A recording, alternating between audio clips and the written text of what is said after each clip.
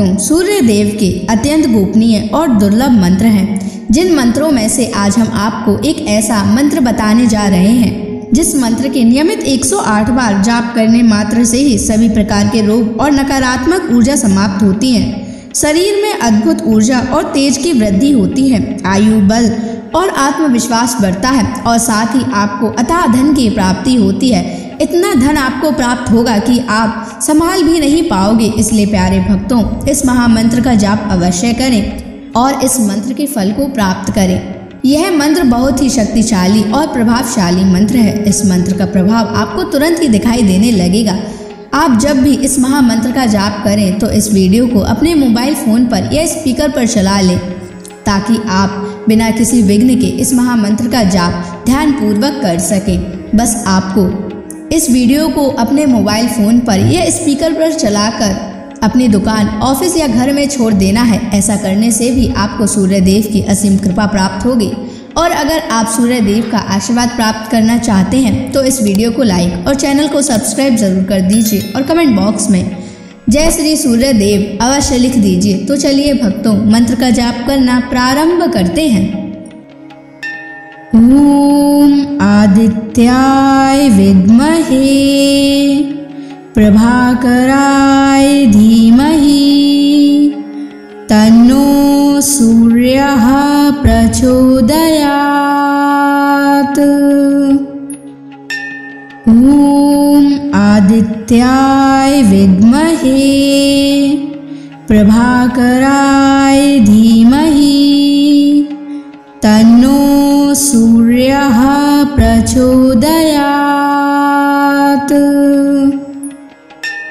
ओम आदित्याय विद्महे प्रभाकराय धीमहि तन्नो सूर्यः प्रचोदयात्। ओम आदित्याय विद्महे प्रभाकराय धीमहि तन्नो सूर्यः प्रचोदयात्। ओम आदित्याय विद्महे प्रभाकराय धीमहि तन्नो सूर्यः प्रचोदयात्। ओम आदित्याय विद्महे प्रभाकराय धीमहि तन्नो सूर्यः प्रचोदयात्। ओम आदित्याय विद्महे प्रभाकराय धीमहि तन्नो सूर्यः प्रचोदयात्। ओम आदित्याय विद्महे प्रभाकराय धीमहि तन्नो सूर्यः प्रचोदयात्। ओम आदित्याय विद्महे प्रभाकराय धीमहि तन्नो सूर्यः प्रचोदयात्। ओम आदित्याय विद्महे प्रभाकराय धीमहि तन्नो सूर्यः प्रचोदयात्। ओम आदित्याय विद्महे प्रभाकराय धीमहि तन्नो सूर्यः प्रचोदयात्। ओम आदित्याय विद्महे प्रभाकराय धीमहि तन्नो सूर्यः प्रचोदयात्।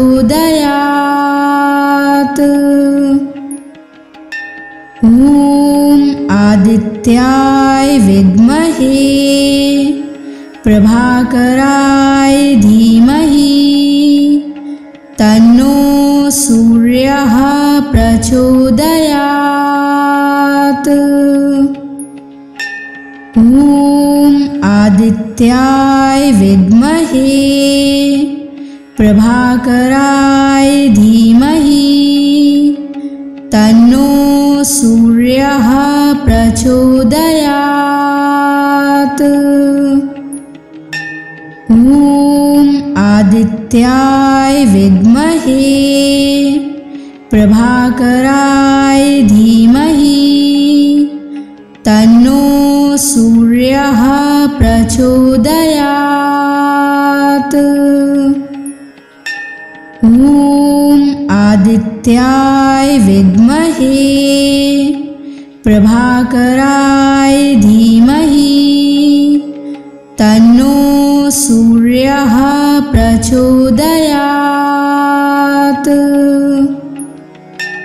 ॐ आदित्याय विद्महे प्रभाकराय धीमहि तन्नो सूर्यः प्रचोदयात्। ॐ आदित्याय विद्महे प्रभाकराय धीमहि तन्नो सूर्यः प्रचोदयात्। ॐ आदित्याय विद्महे प्रभाकराय धीमहि तन्नो सूर्यः प्रचोदयात्। ॐ आदित्याय विद्महे प्रभाकराय धीमहि तन्नो सूर्यः प्रचोदयात्। ॐ आदित्याय विद्महे प्रभाकराय धीमहि तन्नो सूर्यः प्रचोदयात्।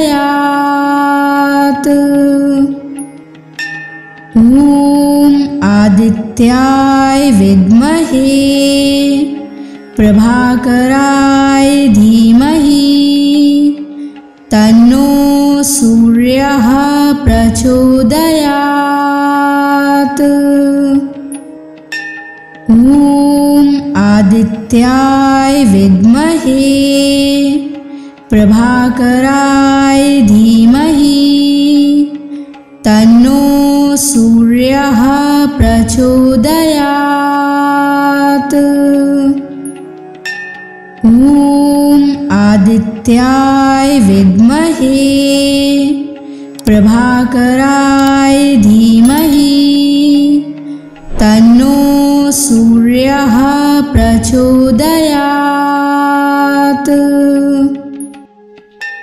ॐ आदित्याय विद्महे प्रभाकराय धीमहि तन्नो सूर्यः प्रचोदयात्। ॐ आदित्याय विद्महे प्रभाकराय धीमहि तन्नो सूर्यः प्रचोदयात्। ॐ आदित्याय विद्महे प्रभाकराय धीमहि तन्नो सूर्यः प्रचोदयात्। ॐ आदित्याय विद्महे प्रभाकराय धीमहि तन्नो सूर्यः प्रचोदयात्। ॐ आदित्याय विद्महे प्रभाकराय धीमहि तन्नो सूर्यः प्रचोदयात्। ॐ आदित्याय विद्महे प्रभाकराय धीमहि तन्नो सूर्यः प्रचोदयात्।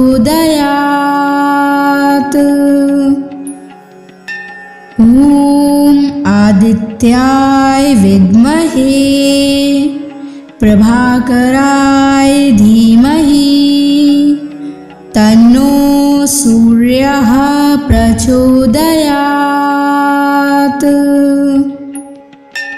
ॐ आदित्याय विद्महे प्रभाकराय धीमहि तन्नो सूर्यः प्रचोदयात्। ॐ आदित्याय विद्महे प्रभाकराय धीमहि तन्नो सूर्यः प्रचोदयात्। ॐ आदित्याय विद्महे प्रभाकराय धीमहि तन्नो सूर्यः प्रचोदयात्। ॐ आदित्याय विद्महे प्रभाकराय धीमहि तन्नो सूर्यः प्रचोदयात्। ॐ आदित्याय विद्महे प्रभाकराय धीमहि तन्नो सूर्यः प्रचोदयात्। ॐ आदित्याय विद्महे प्रभाकराय धीमहि तन्नो सूर्यः प्रचोदयात्।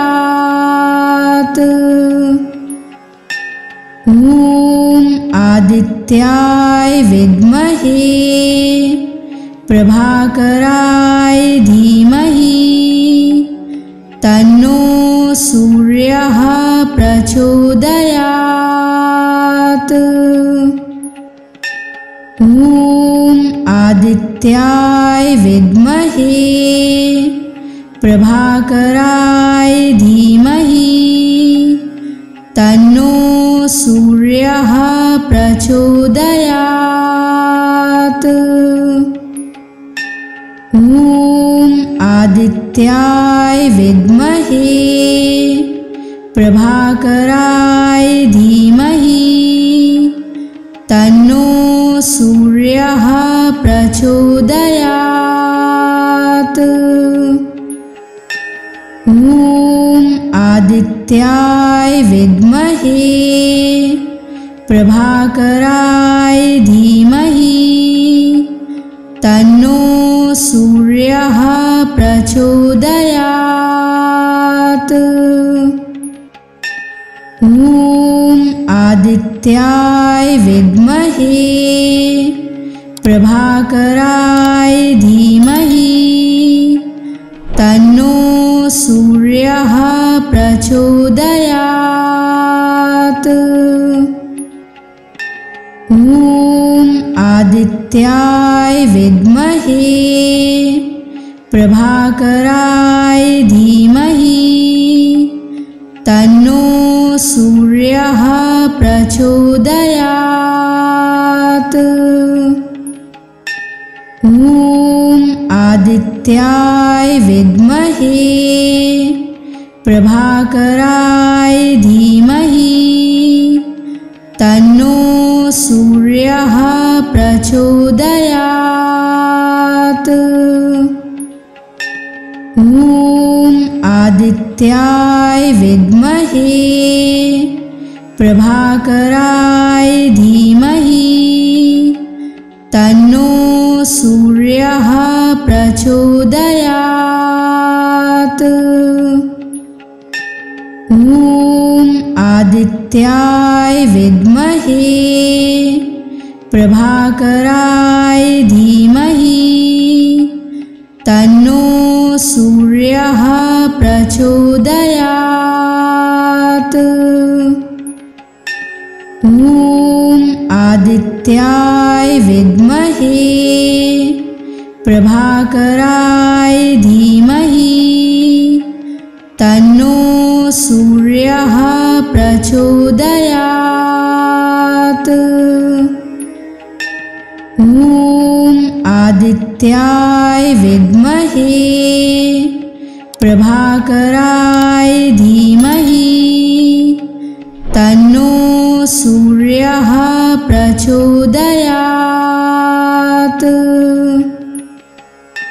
ॐ आदित्याय विद्महे प्रभाकराय धीमहि तन्नो सूर्यः प्रचोदयात्। ॐ आदित्याय विद्महे प्रभाकराय धीमहि तन्नो सूर्यः प्रचोदयात्। ॐ आदित्याय विद्महे प्रभाकराय धीमहि तन्नो सूर्यः प्रचोदयात्। ॐ आदित्याय विद्महे प्रभाकराय धीमहि तन्नो सूर्यः प्रचोदयात्। ॐ आदित्याय विद्महे प्रभाकराय धीमहि तन्नो सूर्यः प्रचोदयात्। ॐ आदित्याय विद्महे प्रभाकराय धीमहि तन्नो सूर्यः प्रचोदयात्। ॐ आदित्याय विद्महे प्रभाकराय धीमहि तन्नो सूर्यः प्रचोदयात्। ॐ आदित्याय विद्महे प्रभाकराय धीमहि तन्नो सूर्यः प्रचोदयात्। ॐ आदित्याय विद्महे प्रभाकराय धीमहि तन्नो सूर्यः प्रचोदयात्। ॐ आदित्याय विद्महे प्रभाकराय धीमहि तन्नो सूर्यः प्रचोदयात्। ॐ आदित्याय विद्महे प्रभाकराय धीमहि तन्नो सूर्यः प्रचोदयात्। ॐ आदित्याय विद्महे प्रभाकराय धीमहि तन्नो सूर्यः प्रचोदयात्।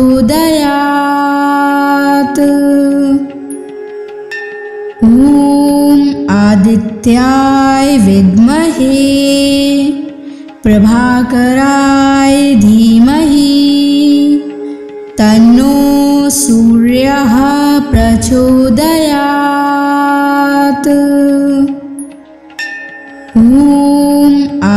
आदित्याय विद्महे प्रभाकराय धीमहि तन्नो सूर्यः प्रचोदयात्। ॐ आदित्याय विद्महे प्रभाकराय धीमहि तन्नो सूर्यः प्रचोदयात्। ॐ आदित्याय विद्महे प्रभाकराय धीमहि तन्नो सूर्यः प्रचोदयात्। ॐ आदित्याय विद्महे प्रभाकराय धीमहि तन्नो सूर्यः प्रचोदयात्। ॐ आदित्याय विद्महे प्रभाकराय धीमहि तन्नो सूर्यः प्रचोदयात्। ॐ आदित्याय विद्महे प्रभाकराय धीमहि तन्नो सूर्यः प्रचोदयात्। ॐ आदित्याय विद्महे प्रभाकराय धीमहि तन्नो सूर्यः प्रचोदयात्। ॐ आदित्याय विद्महे प्रभाकराय धीमहि तन्नो सूर्यः प्रचोदयात्। ॐ आदित्याय विद्महे प्रभाकराय धीमहि तन्नो सूर्यः प्रचोदयात्। ॐ आदित्याय विद्महे प्रभाकराय धीमहि तन्नो सूर्यः प्रचोदयात्। ॐ आदित्याय विद्महे प्रभाकराय धीमहि तन्नो सूर्यः प्रचोदयात्। ॐ आदित्याय विद्महे प्रभाकराय धीमहि तन्नो सूर्यः प्रचोदयात्। ॐ आदित्याय विद्महे प्रभाकराय धीमहि तन्नो सूर्यः प्रचोदयात्। ॐ आदित्याय विद्महे प्रभाकराय धीमहि तन्नो सूर्यः प्रचोदयात्। ॐ आदित्याय विद्महे प्रभाकराय धीमहि तन्नो सूर्यः प्रचोदयात्। ॐ आदित्याय विद्महे प्रभाकराय धीमहि तन्नो सूर्यः प्रचोदयात्। ॐ आदित्याय विद्महे प्रभाकराय धीमहि तन्नो सूर्यः प्रचोदयात्। ॐ आदित्याय विद्महे प्रभाकराय धीमहि तन्नो सूर्यः प्रचोदयात्। ॐ आदित्याय विद्महे प्रभाकराय धीमहि तन्नो सूर्यः प्रचोदयात्। ॐ आदित्याय विद्महे प्रभाकराय धीमहि तन्नो सूर्यः प्रचोदयात्। ॐ आदित्याय विद्महे प्रभाकराय धीमहि तन्नो सूर्यः प्रचोदयात्।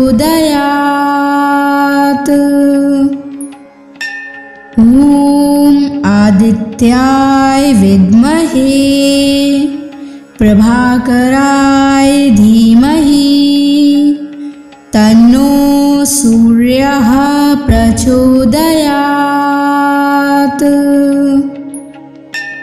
ॐ आदित्याय विद्महे प्रभाकराय धीमहि तन्नो सूर्यः प्रचोदयात्। ॐ आदित्याय विद्महे प्रभाकराय धीमहि तन्नो सूर्यः प्रचोदयात्। ॐ आदित्याय विद्महे प्रभाकराय धीमहि तन्नो सूर्यः प्रचोदयात्। ॐ आदित्याय विद्महे प्रभाकराय धीमहि तन्नो सूर्यः प्रचोदयात्। ॐ आदित्याय विद्महे प्रभाकराय धीमहि तन्नो सूर्यः प्रचोदयात्। ॐ आदित्याय विद्महे प्रभाकराय धीमहि तन्नो सूर्यः प्रचोदयात्। ॐ आदित्याय विद्महे प्रभाकराय धीमहि तन्नो सूर्यः प्रचोदयात्। ॐ आदित्याय विद्महे प्रभाकराय धीमहि तन्नो सूर्यः प्रचोदयात्। ॐ आदित्याय विद्महे प्रभाकराय धीमहि तन्नो सूर्यः प्रचोदयात्। ॐ आदित्याय विद्महे प्रभाकराय धीमहि तन्नो सूर्यः प्रचोदयात्। ॐ आदित्याय विद्महे प्रभाकराय धीमहि तन्नो सूर्यः प्रचोदयात्। ॐ आदित्याय विद्महे प्रभाकराय धीमहि तन्नो सूर्यः प्रचोदयात्। ॐ आदित्याय विद्महे प्रभाकराय धीमहि तन्नो सूर्यः प्रचोदयात्। ॐ आदित्याय विद्महे प्रभाकराय धीमहि तन्नो सूर्यः प्रचोदयात्। ॐ आदित्याय विद्महे प्रभाकराय धीमहि तन्नो सूर्यः प्रचोदयात्। ॐ आदित्याय विद्महे प्रभाकराय धीमहि तन्नो सूर्यः प्रचोदयात्। ॐ आदित्याय विद्महे प्रभाकराय धीमहि तन्नो सूर्यः प्रचोदयात्। ॐ आदित्याय विद्महे प्रभाकराय धीमहि तन्नो सूर्यः प्रचोदयात्। ॐ आदित्याय विद्महे प्रभाकराय धीमहि तन्नो सूर्यः प्रचोदयात्। ॐ आदित्याय विद्महे प्रभाकराय धीमहि तन्नो सूर्यः प्रचोदयात्। ॐ आदित्याय विद्महे प्रभाकराय धीमहि तन्नो सूर्यः प्रचोदयात्। ॐ आदित्याय विद्महे प्रभाकराय धीमहि तन्नो सूर्यः प्रचोदयात्। ॐ आदित्याय विद्महे प्रभाकराय धीमहि तन्नो सूर्यः प्रचोदयात्। ॐ आदित्याय विद्महे प्रभाकराय धीमहि तन्नो सूर्यः प्रचोदयात्।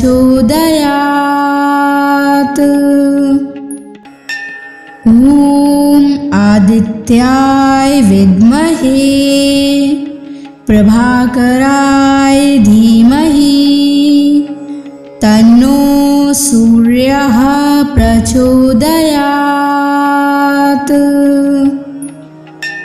ॐ आदित्याय विद्महे प्रभाकराय धीमहि तन्नो सूर्यः प्रचोदयात्।